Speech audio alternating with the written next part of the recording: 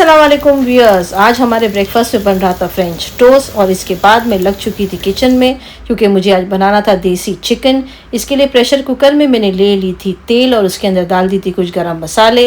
अब इसको अच्छे से थोड़ा तेल में सौटे करेंगे और फिर डाल देंगे 5 मीडियम साइज़ की प्याज जिसको हम लोग ने स्लाइस करके रख लिए थे।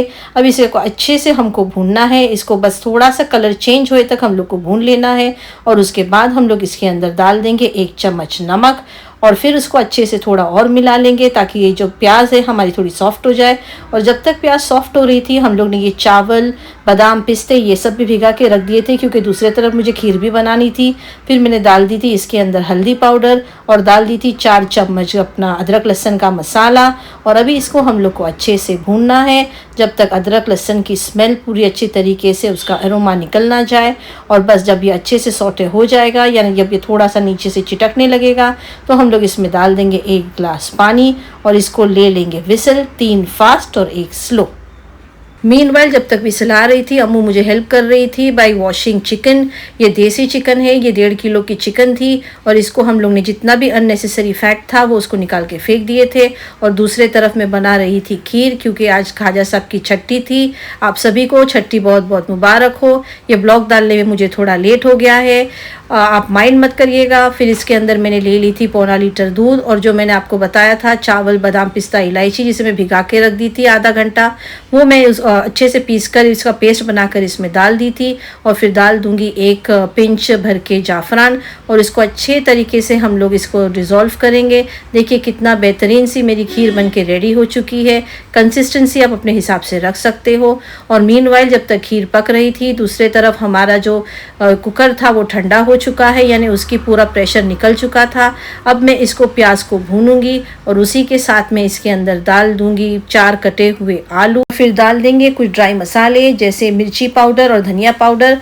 मैंने कश्मीरी और तीखी मिर्ची दोनों ही ली हूँ, आप अपने चॉइस के हिसाब से कम ज़्यादा कर सकते हो। और अभी हम लोग को इसे अच्छे से भून लेना है जब तक ऑयल सेपरेट ना हो जाए ग्रेवी से। और फाइनली देखिए हमारा जो सालन है भून के हो चुका है और ये पॉइंट पे हम लोग डाल देंगे हमारा देसी चिकन और इसको अच्छे से हम लोग स्टर कर लेंगे। देखिए इस तरीके से ताकि पूरा जो ऑयल है वो चिकन पे अच्छे से लग जाए।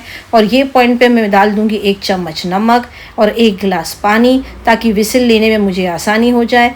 और ये पॉइंट के ऊपर अभी मैं डाल दूंगी जो बाकी की जो इंग्रेडिएंट्स है, जैसे फाइनली इसमें चले जाएगा आधा टमाटर जो मेरी मम्मी को बहुत पसंद है तो मैं डालती हूँ। और डाल देंगे हम लोग कुछ धनिए के पत्ते और फाइनली सबसे इम्पॉर्टेंट होममेड गरम मसाला, दैट्स इट। और अभी हम लोग ले लेंगे 1 विसिल। देखिए आप 1 ही विसिल लीजिएगा क्योंकि देसी चिकन को बनाने ज़्यादा टाइम नहीं लगता है।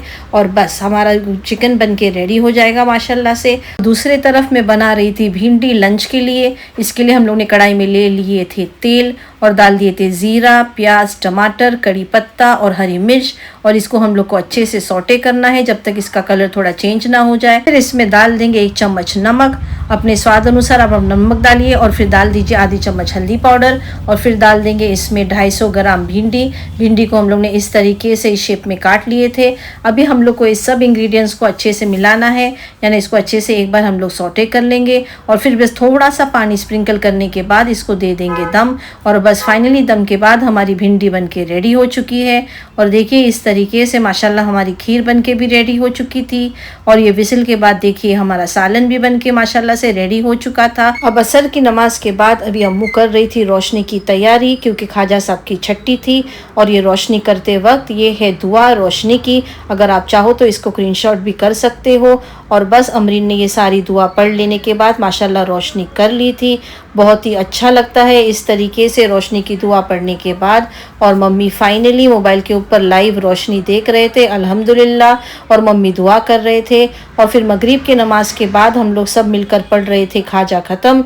ये बहुत ही बेहतरीन अमल है, इसमें बहुत ही पढ़ने से सुकून मिलता है, बहुत ही बरकती अमल है माशाल्लाह से। और इस तरीके से आप रजब के महीने में कभी भी इसको पढ़ सकते हो और रजब के महीने के बाद भी आप इसको पढ़ सकते हो।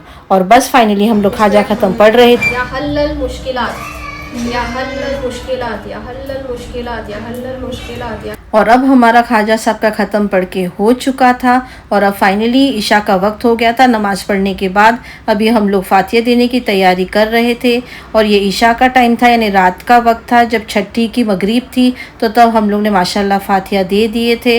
अल्लाह कबूल करे इसे नबी के सदक़े से और ख्वाजा साहब भी कबूल करे इसे नबी के सदक़े से। और बस फाइनली ये देखिए, ये कुछ क्लिपिंग है जो मेरे भाई ने हमारे साथ शेयर की थी। ये उस मगरिब की तस्वीरें देखिए, माशाल्लाह कितना अच्छा माहौल है और ये सुबह का माहौल है जब ख्वाजा साहब की दुआ पढ़ी जाती है।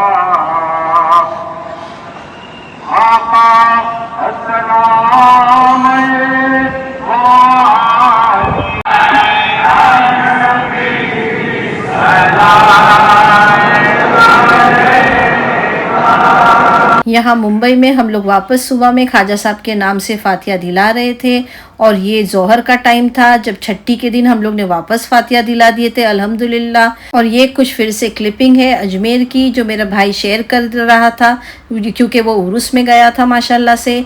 ये कुछ नियाज तकसीम हो रही है उसकी तस्वीरें हैं और ये वो खाना एंजॉय कर रहा है। उस देखिए कितना बेहतरीन मंजर था उसके रूम से माशाल्लाह।